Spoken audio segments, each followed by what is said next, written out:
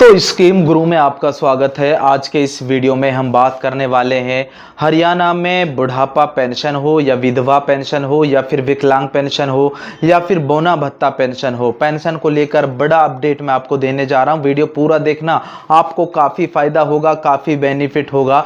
हरियाणा में पेंशन निकलवाने के 4 बड़े तरीके मैं आपको बताऊंगा।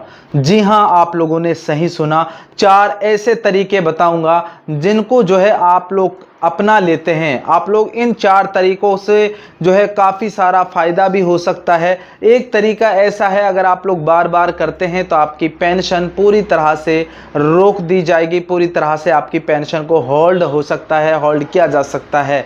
क्या बड़ा अपडेट है, कैसे आप लोग जो है पेंशन निकलवा सकते हैं। पेंशन निकलवाने का अलग अलग तरीका मैं आपको बताऊंगा। हमारे जो पेंशन धारक हैं, हमारे जो बुजुर्ग हैं, काफ़ी सारे तो ऐसे बुजुर्ग हैं जिनकी जो है फिंगर काम नहीं करती हैं, यानी कि उनका जो अंगूठा है या फिर उनकी उंगलियां जो हैं वो बिल्कुल भी काम नहीं करती हैं। जब वो पैसा निकलवाने के लिए जाते हैं तो उनको काफ़ी दिक्कतों का सामना करना पड़ता है। ऐसे में अब आप लोगों को घबराने की ज़रूरत नहीं है। अगर आपकी फिंगर नहीं आती है, आपका अंगूठा नहीं आता है मशीन के अंदर, तो अब आपको घबराने की ज़रूरत नहीं है, चिंता करने की ज़रूरत नहीं है।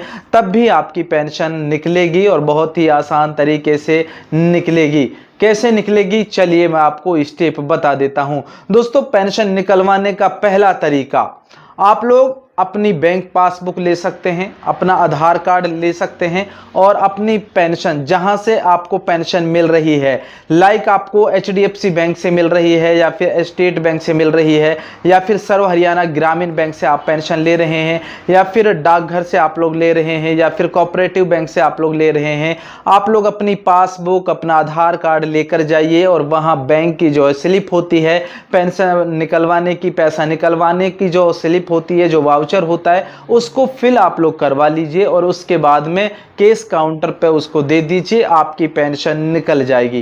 पहला तरीका तो ये है, ये जेन्युइन तरीका है और बहुत आसान तरीका भी है। जिसके फिंगर नहीं आते हों वो सभी बुजुर्ग इस तरीके को अपनाइए और अपनी पेंशन सिर्फ और सिर्फ बैंक ब्रांच से ही निकलवाइएगा। दूसरा तरीका दोस्तों मैं आपको बता देता हूं। दूसरा तरीका क्या है? दूसरा तरीका, अगर किसी बुजुर्ग की फिंगर काम नहीं कर रही है, उंगलियां काम नहीं कर रही हैं, उसको पेंशन लेने में दिक्कत आ रही है, उसको परेशानी होती है, बार बार उसके फिंगर बिल्कुल भी काम नहीं करते हैं, तो अब मैं आपको बता देता हूं, बहुत सारे CSC सेंटर ऐसे हैं जिनके पास आइरिस है, यानी कि आंखों की मशीन आ चुकी है।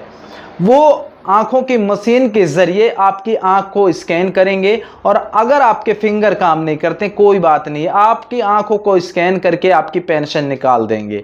बड़ा अपडेट, बहुत सारे लगभग सभी CSC सेंटर पर यह सुविधा उपलब्ध है।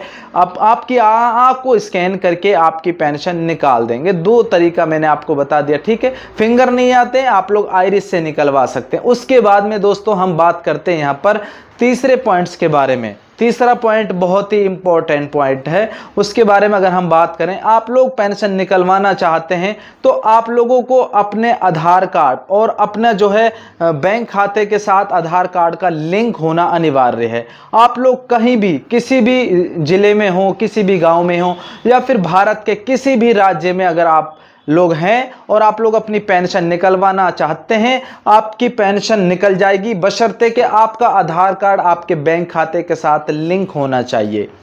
उसके बाद फिंगर से आप लोग निकलवा सकते हैं अगर आपका फिंगर काम करता है। अगर फिंगर काम नहीं करता है तो आप लोग जो है अपनी आइरिस से, यानी कि आंखों का स्कैन करवा कर भी पेंशन ले सकते हैं। और चौथा पॉइंट क्या है दोस्तों? चौथा पॉइंट मैं आपको बता देता हूं।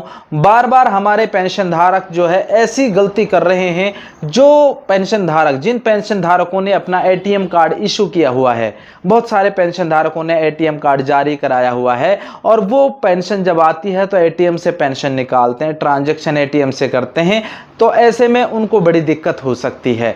ATM से ट्रांजैक्शन तो भाई जो जिसकी डेथ हो गई उसका ATM भी बराबर चलेगा, हैं, उसका ATM भी लगातार चलता रहेगा जब तक आप लोग उसको बंद नहीं कराएंगे। तो ऐसे में उस ATM से ट्रांजैक्शन अगर आप लोग बार बार करते हैं, आपकी पेंशन होल्ड हो सकती है, आपकी पेंशन बंद हो सकती है। आपको ATM से ट्रांजैक्शन बिल्कुल भी नहीं करनी है, ठीक है।